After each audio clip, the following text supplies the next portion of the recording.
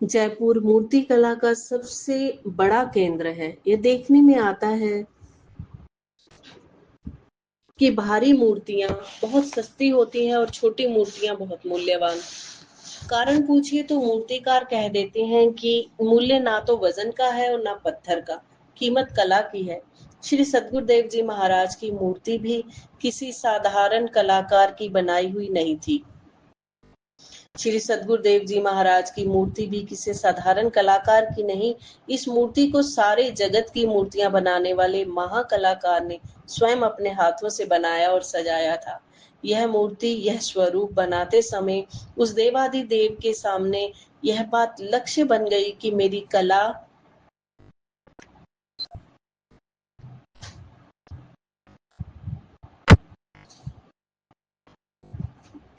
कि इस अनुपम रूप को हर आंख रुचि से देखेगी।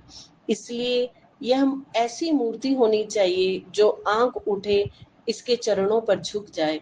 इस मूर्ति का निरीक्षण, इसकी चमक दमक उत्पन्न करने का काम दादा गुरुदेव श्री परमहंस दयाल जी ने स्वयं किया। यूं कहिए कि परमदेव ने जिस मूर्ति को बनाया उसे श्री परमहंस दयाल जी ने संसार के सामने पेश किया। ये एक ऐसी मूर्ति थी जिसमें सब मूर्तियों की सुंदरता समोई हुई थी। हृदय सम्राट श्री सद्गुरुदेव ने श्री परमहंस दयाल जी से उपदेश ग्रहण करके भगवत गीता के महामंत्र शरणागति को अपने जीवन ध्येय बना लिया। आपने सब कुछ गुरु अर्पण करके त्याग और वैराग्य का वह पद प्राप्त कर लिया कि स्वयं वैराग्य और त्याग चकित रह गए। एक दो नहीं, सैकड़ों और हजारों स्त्री पुरुषों के जीवन में क्रांति उत्पन्न करने, उन्हें नए न केवल धर्मनिष्ठ बनाया, बल्कि उन्हें संन्यास देकर भारत भूमि में एक महान आध्यात्मिक आंदोलन का श्री गणेश किया। जिस प्रकार भगवान बुद्ध ने धर्म चक्र चलाया था, उसी प्रकार श्री सद्गुरुदेव जी ने शरणागति चक्र चलाकर व्यक्तिगत और सामाजिक जीवन को गीता के सार उपदेश तर्के तर्क अर्थात सर्वस्व त्याग की जीती जागती मूर्ति बना दिया था।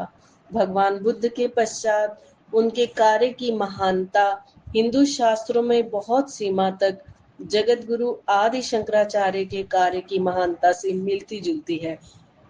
ऐसा महसूस होता है कि श्री कृष्णदेव भगवान के स्वरूप में बुद्ध और शंकर इकट्ठे हो गए थे।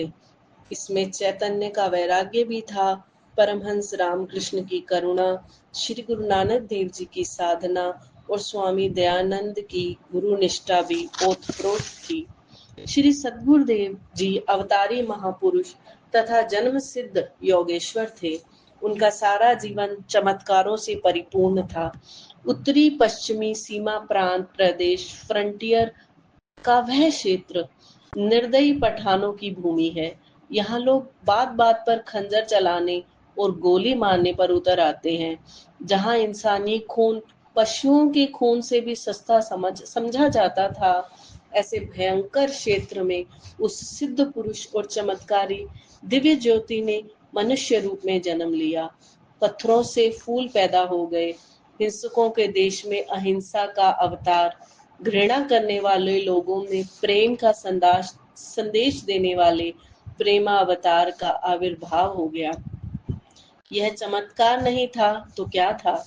कुछ महीनों की आयु में उनका आलोप हो जाना भी एक ऐसा रहस्य था जिसे सर्वसाधारण मनुष्य समझने में असमर्थ रहे, और प्रकृति ने इस राज को अपने दिल में छुपाए रखा।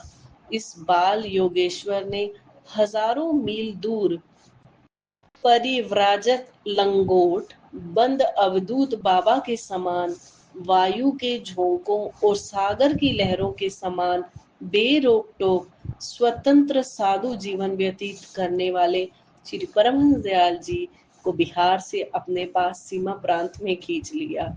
ऐसा समझिए कि दो दिव्य शक्तियां इस धरती मंडल पर अलग अलग जगहों में उतरी और निश्चित समय पर उन दोनों का संगम और मिलाप हो गया।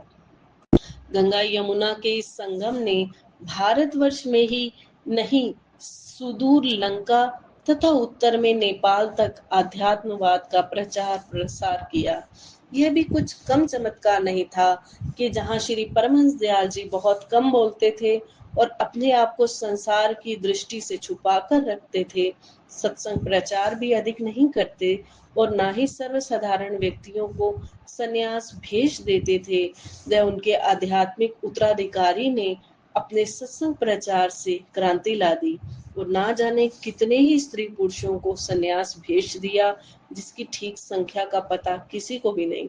श्री परमहंस दयाल जी के पश्चात श्री महाराज जी ने वैसे ही काम किया जैसे हजरत ईसा के बाद सेंट जॉन, भगवान बुद्ध के पश्चात मेदग्लानी, स्वामी विरजानंद के बाद महर्षि दयानंद और परमहंस रामकृष्ण के पीछे स्वामी विवेकानंद ने किया था।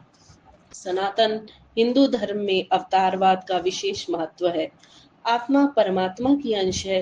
यही आत्मा नाम और रूप के कारण जीव कहलाती है।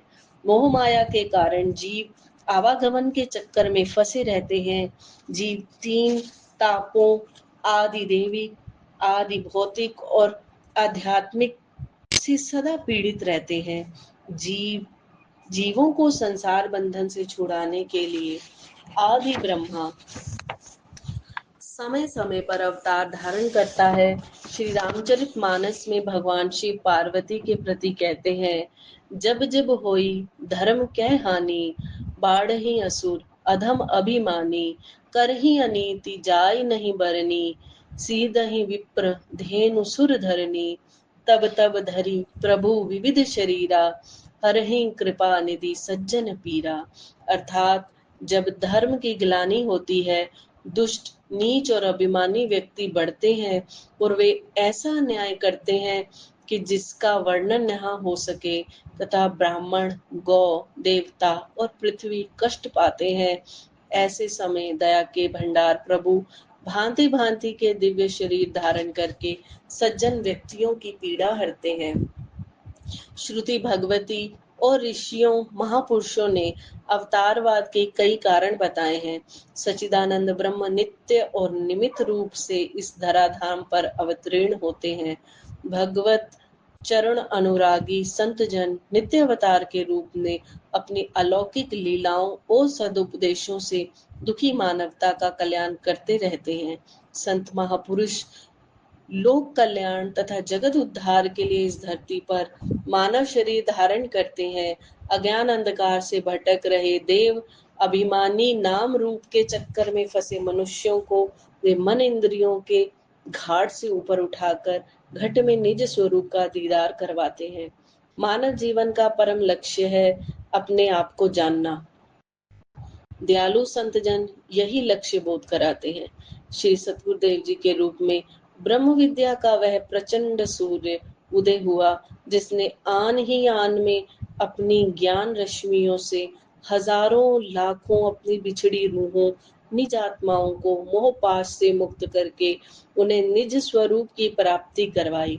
इष्ट देव भगवान अनंत श्री विभूषित प्रातः स्मरणीय संत शिरोमणि ब्रह्मनिष्ठ ब्रह्म श्रोत्रिय तत्वदर्शी श्री श्री 1008 श्री सद्गुरुदेव स्वामी स्वरूपानंद जी महाराज परमहंस परिव्राजकाचार्य जगत कल्याण हेतु इस पुण्य भूमि पर अवतरित हुए थे।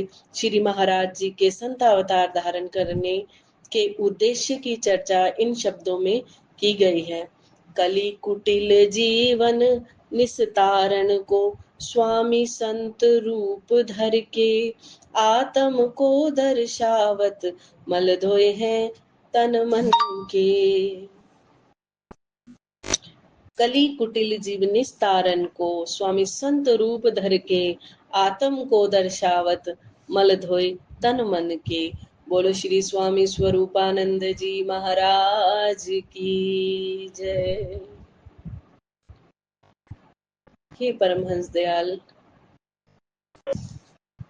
हे कण कण में वास करने वाले मेरे प्रभु, श्री स्वरूप दर्शन पाठ को पढ़ते सुनते अनेक ही गलतियां हुई। प्रभु अपने बच्चे समझकर क्षमा करते रहना और हमें अपने चरणों से लगाए रखना। हम आपकी ध्यान साधना करते रहे प्रभु, आपके चरणों में पहुंचने के लिए अग्रसर रहे।